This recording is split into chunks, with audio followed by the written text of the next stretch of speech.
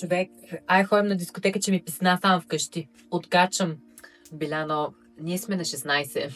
Даже и охраната няма да ни пусне. Офаре, бе, то пък ми писна, всички от училище влизат без проблем, ние не можем да влезем. Даже някакви осмокласнички, човек. Биляно, не знам, смисъл, те просто са по-нахакани. Аз като цяло много не съм за там. Хайде, ставай, тръгвам. Направо не ме интересува. Отиваме някак си ще минем за 18 годишни. Хайде, тръгвай.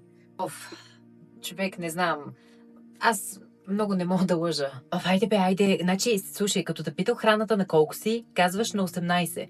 Или в най-лошия случай, утре ставаш на 18. Ами ако не искат лична карта... забравили сме си я. Айде, и помни, на колко си? На 18. Добре. Деца, вие на къде сте тръгнали? Ами, на дискотека. Ага. И на колко сте? Само да попитам. На 16.